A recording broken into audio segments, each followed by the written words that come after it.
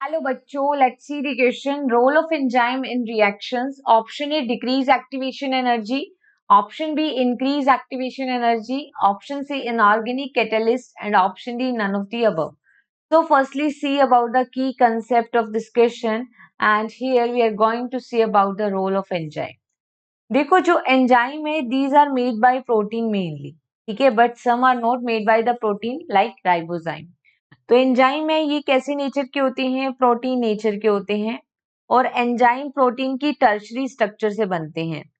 और क्यों tertiary structure ही क्यों? Because tertiary structure of protein is biologically active form, ठीक है, ये बायोलॉजिकली क्या होती है? एक्टिव होती है और फंक्शनली एक्टिव है ये। तो एंजाइम इसी स्ट्रक्चर से बनते हैं। अब देखो एंजाइम कैसे फंक्शन करते हैं। एंजाइम सबस्ट्रेट से रिएक्शन करते हैं, एंजाइम सबस्ट्रेट कॉम्प्लेक्स बनाते हैं, देन एंजाइम इसको किसमें? एंजाइम प्रोडक्ट, और फाइनली जो एंजाइम है वो प्रोडक्ट बना देते हैं सबस्ट्रेट से और एंजाइम सेपरेट हो जाते हैं। अब देखो अगर हम एंजाइम की एक्टिविटी देखें तो यहाँ पे हम देखते हैं कि वाई एक्सिस पे हम पोटेंशियल एनर्जी लेते हैं, एक्स एक्सिस पे हम लेते हैं कि किस तरीके से रिएक्शन हो रही है, प्रोग्रेस ऑफ रिएक्शन। हम देखते हैं substrate is going to convert into the product. अगर हम केस ले विद एंजाइम और विदाउट एंजाइम तो हम देखते हैं कि सबस्ट्रेट तो प्रोडक्ट बनाएगा ही, बिना एंजाइम की हेल्प से भी सबस्ट्रेट प्रोडक्ट बनाएगा, लेकिन ये जो बैरियर है that is the activation energy.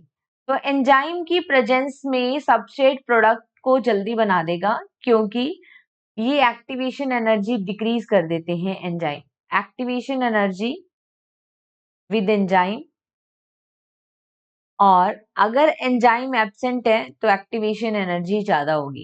Activation energy without enzyme, right. तो अब हम यहाँ पे देखते हैं कि एंजाइम कैसे फंक्शन करते हैं। Enzyme always decrease in activation energy, always decrease in activation energy, right. तो यहाँ पे क्या आएगा? डिक्रीज एक्टिवेशन एनर्जी, इंक्रीज नहीं, इनऑर्गेनिक कैटलिस्ट नहीं, और नन ऑफ द अबव नहीं। So here the finally correct answer is only option A. Hope you understood it well. Best of luck.